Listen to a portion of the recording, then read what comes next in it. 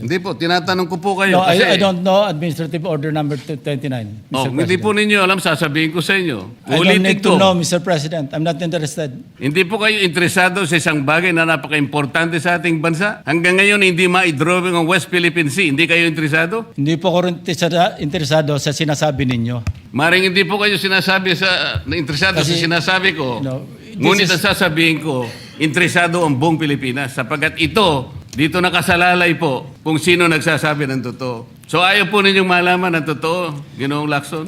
Kasi po, Mr. President, ang ipapalabas na naman niya, yung China, may karapatan diyan sa lugar na yan. Kaya ayoko na po marinig kasi ilang beses na po natin narinig yan, medyo masakit na sa tenga eh.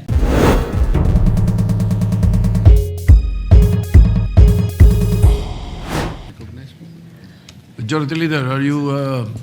Is it interpellation, Your Honor? I'd like to ask the gentleman from Pampanga, Tarlac, is he standing up to wish to interpellate the Senator Margaleta, what is the gentleman pleasure? from Cavite? You're recognized. What is the Thank you, pleasure? Mr. President. Seeking the floor. Unang-una, ako po yung nagtataka, Ginoong Pangulo, pagka po pala si Senator Ping Lacson ang magdi-deliver ng privilege speech, wala pa po tayong nate-take up na kahit ano. Siya pala'y masyadong special dito sa chamber natin. Kasi po, pagka kami, lalong-lalo na ako, minsan patatapusin na lahat muna. Aabot po ng halos alas 7 hanggang alas 8 ng gabi. Kaya kung minsan po, pag ako nagdi-deliver ng speech, wala na si Senator Lacson.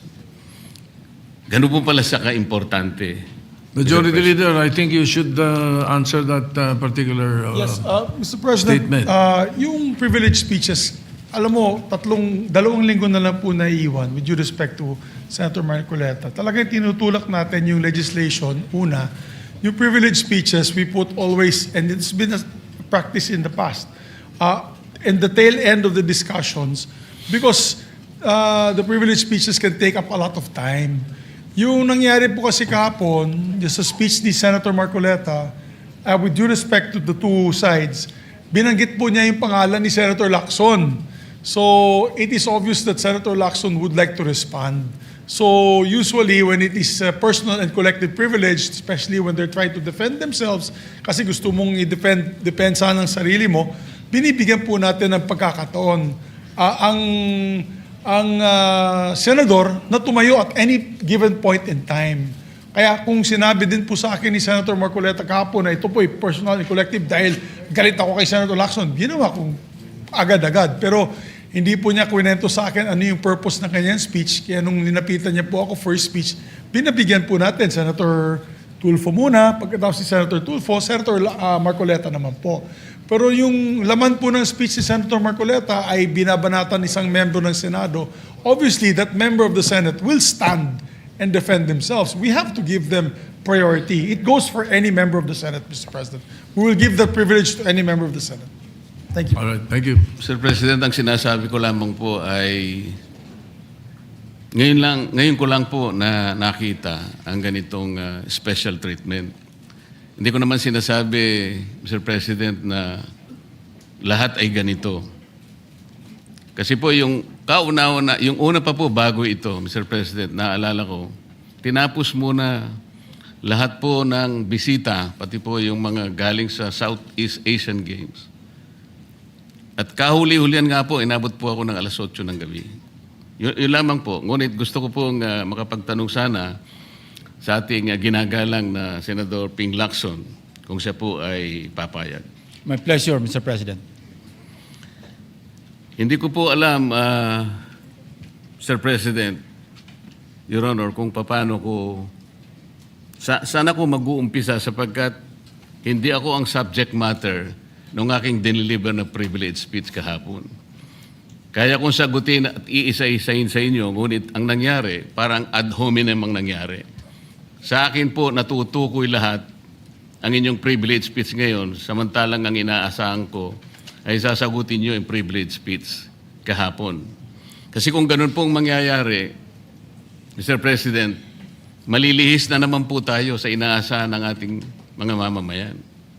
dito lilitaw ngayon ang nauna pong mga patakarang nakita ko sapagkat kailanman hindi natin makakalimutan at huwag nating kalimutan na talaga pong nilimas ang taong, nilimas po ang kabangbayan. Yun na po yung gusto nating pag-usapan dito. Kung sasagutin ko po ng isa-isa ang ibinibintang po ninyo sa akin, maliliis na naman po ang pinag-uusapan na kailangan na po ng taong bayan na malaman na po ang katotohanan. Sino po ang may pakana? Sino po ang mga mastermind sa nangyaring nakawan sa ating kabangbayan?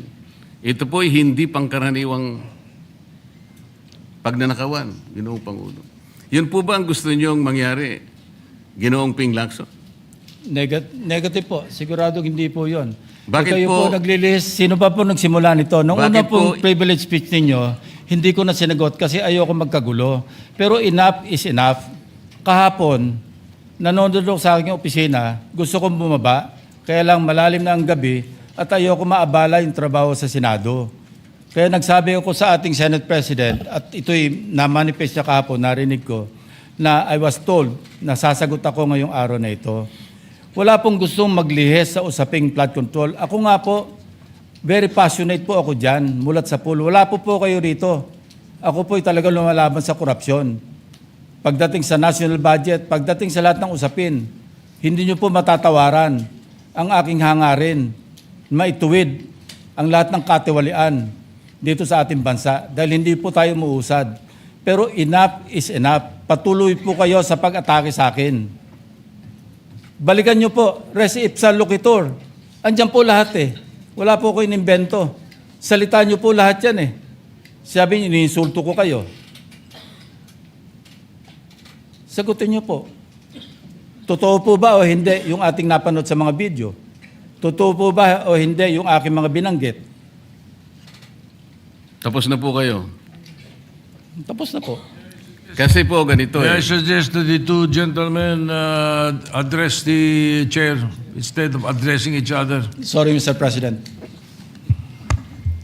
Pagpaumanhin po ninyo, Ginoong Pangulo, ngunit nakakalimutan po ng ating Senator Ping Lacson na siya po ang nagumpisa sa ngayon lang eh.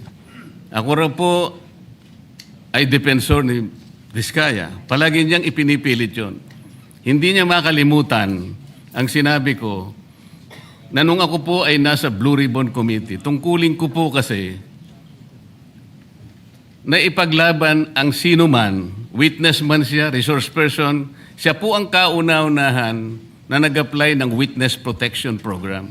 Sa aking palagay po, nung panahon na yon, ay kakailanganin namin siya sapagkat mga pangalang malalaki ang dapat na makuha natin. Hindi naman siya, ang ibig ko sabihin, si Vizcaya po ang mismong nagbigay po ng kanyang kagustuhan. Nung una po, Mr. President, ayaw ko nga maniwala sa kanya. Kaya sinabi ko sa kanya, gumawa ka ng sulat, kahit sulat kamay, para sa ganun, walang masabi ang iba na parang ako pang nag-initiate sa'yo dahil hindi kita kakilala. Kailangan malaman muna natin kung ano ang laman ng iyong testimony. At kailangan ma-determine natin kung talagang meron kang may kukontribute na mga pangalan. Kasi importante na lumitaw ang mga pangalan ng mga taong talagang utak ng pagnanakaw na ito. Yun po ang pinag-umpisahan nun eh. Dahil mabigat ang kanyang gagawin, Mr. President, nakita ko sa kanyang kagustuhan na siya sumailalim sa Witness Protection Program. Kinilala ko naman yun, Mr. President. Malalagay nga sa alanganin ng buhay niya. Yun po naman yung nakalagay sa batas eh. Bakit ngayon akusahan ako na ako pa ang nagdidepensa sa kanya? Nandun naman po sa batas eh. Kaya nga po, nang ipilit po ng ating DOJ Secretary na pinipilit niyang magkaroon ng restitution, sinabi ko, huwag mong gagawin yan. Wala naman sa batas yan eh. Ipipilit ninyo sa pamagitan ng memorandum ninyo na kahit wala sa batas para siya maging katanggap-tanggap na witness protection program witness, ay gagawin ninyong mag-restitute siya. Wala po sa batas yun, Mr. President.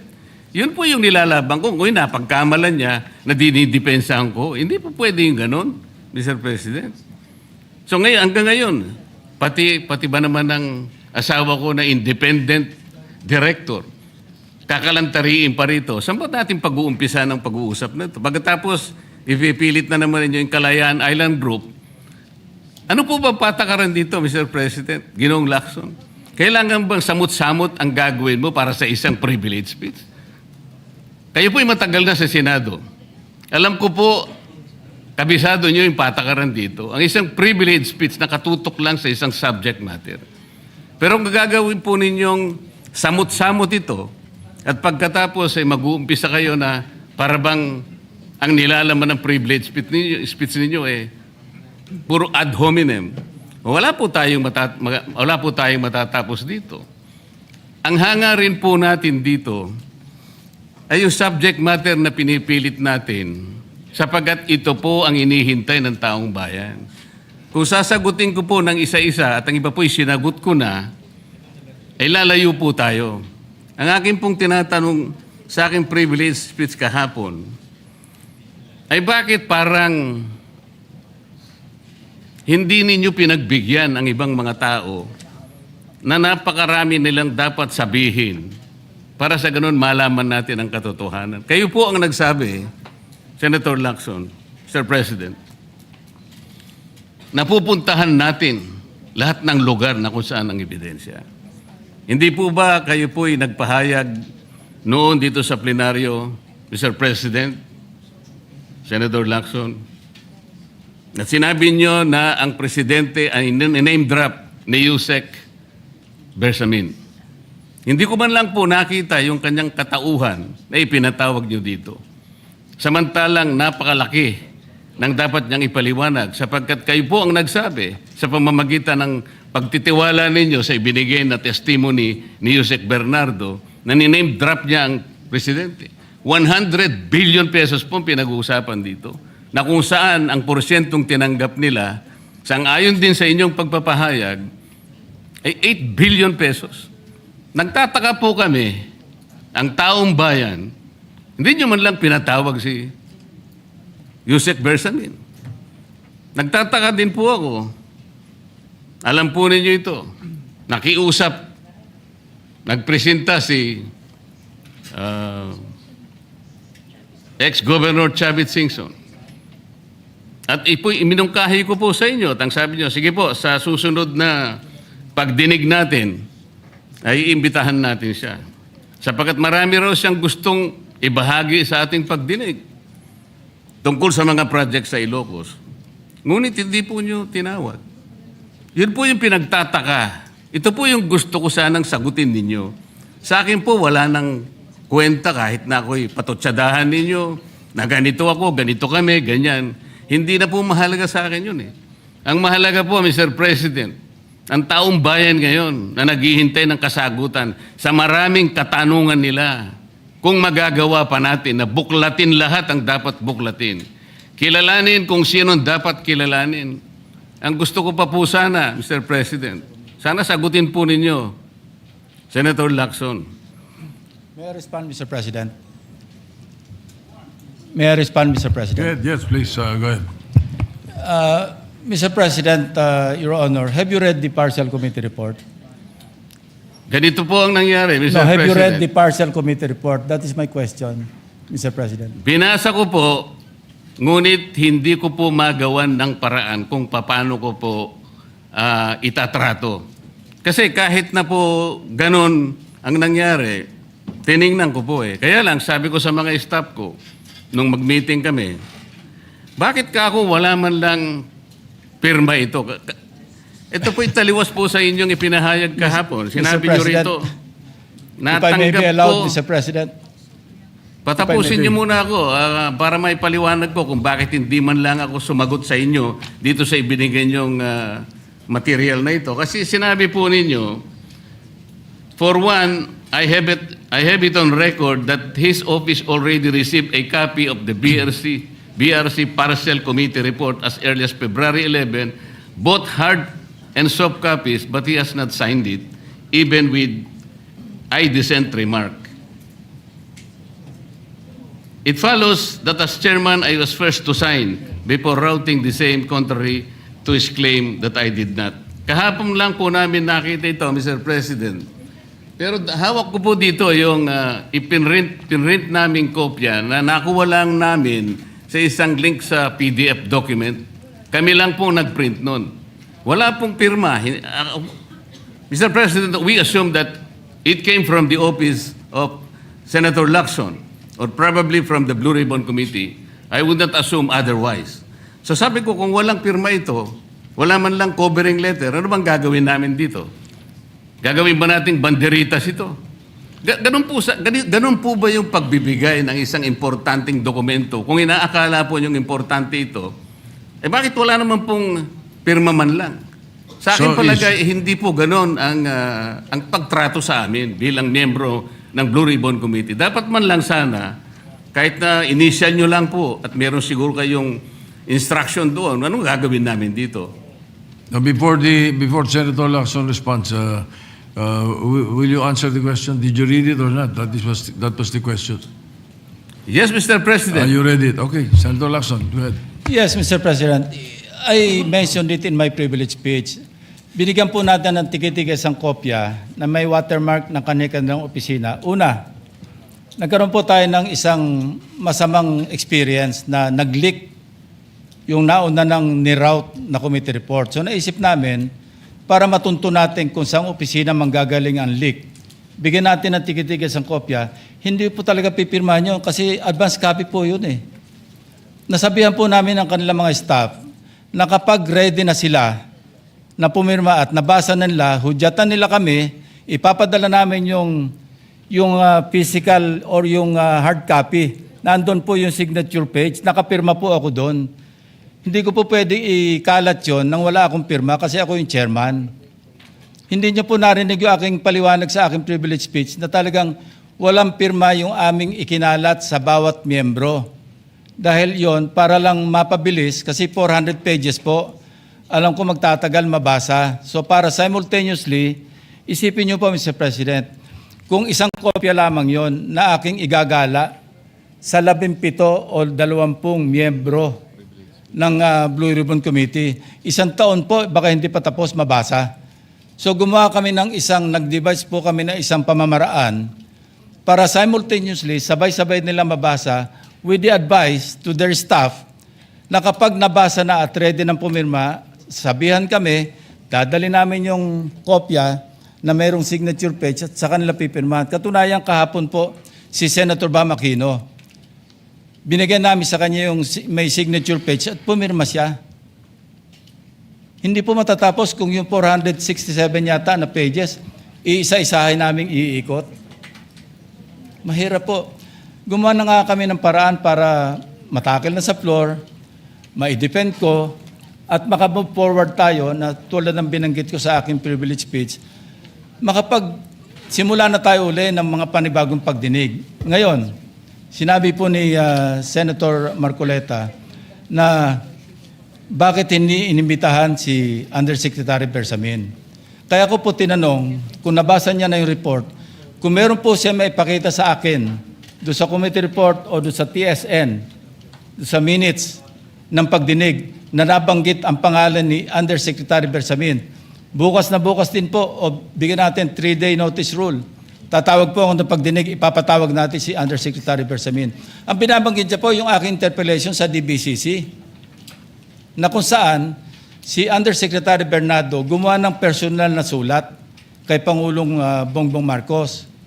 At sinasabi niya doon na ito yung mga personalidad na alam niya, na naalala niya na merong allocable at kung ano-ano pa. Wala po sa Blue Ribbon Committee minutes yun. Sa labas po yan sa plenaryo, sa DBCC, sa National Budget Deliberation.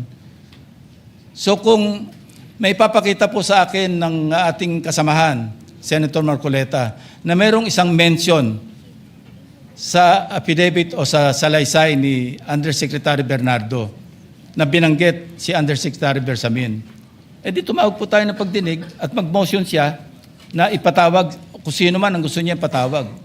Ngayon, si Governor Chavit Singson, wala naman pong paliwanag. Ano po yung itetestify? Konektado po ba sa issue at hand?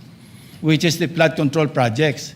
Kung konektado po, sana sumulat po siya sa chairman at sinabi niya, ito yung lalamanin ng itetestify o ito yung naka-attach yung draft affidavit ni Governor Chavez Singson. Sino naman ako para tumanggi na ipatawag kung sino man yung resource person? Nagpadala nga siya ng surprise witness, siya lang nakakaalam eh. Hindi ko po inawat eh. At Mr. nung- President, No, sandali po, hindi pa ako tapos. At nung hinanap kong pilit, pinagtanong ko yung mga addresses, lahat ng mga kakilala ni Gutesa.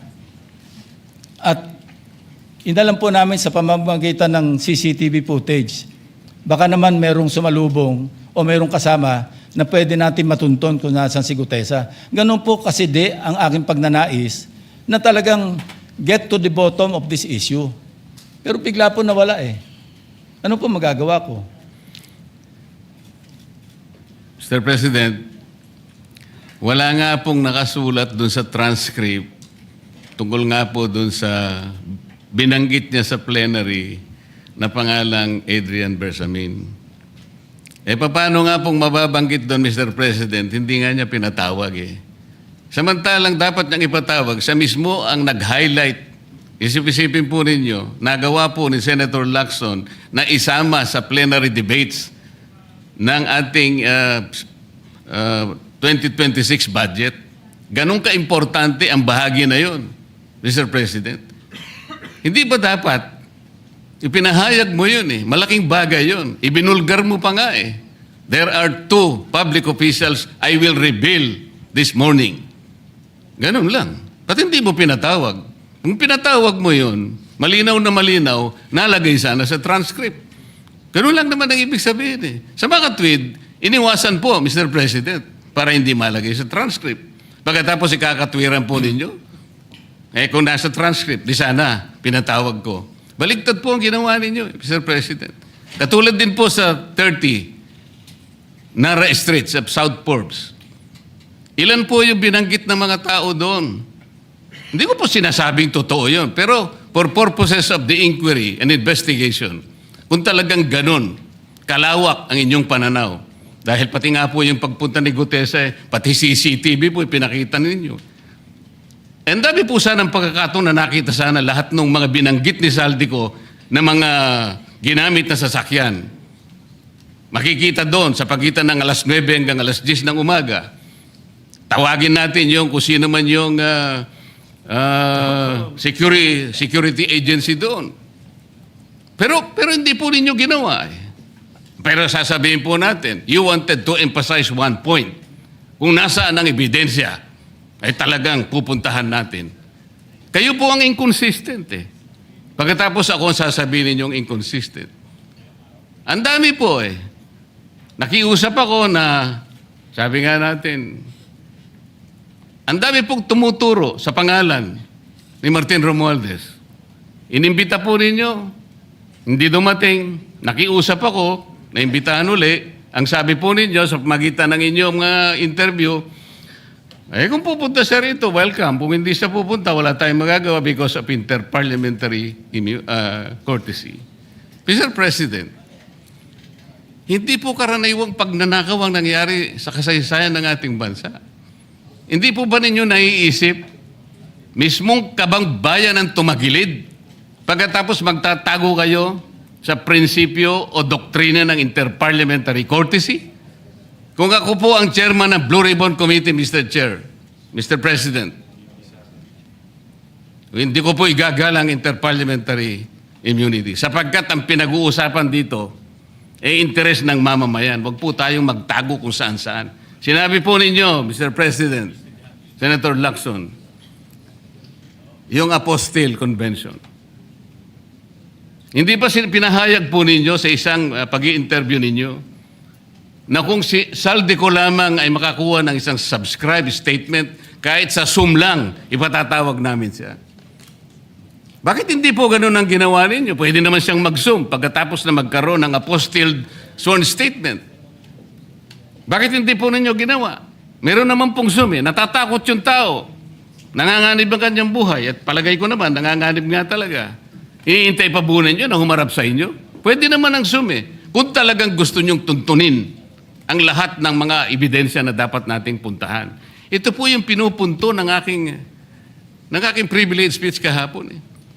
Hindi ko nga po alam na kapag ako po ang magdi-deliver ng privilege speech, Mr. President, palagi po kayong nawawala. Kasi nga, nasa bandang huli na po ako Pero kung talagang gusto nyo lamang, alam nyo naman, nasa agenda po natin kung sino po ang tatayo para mag-deliver ng privilege speech.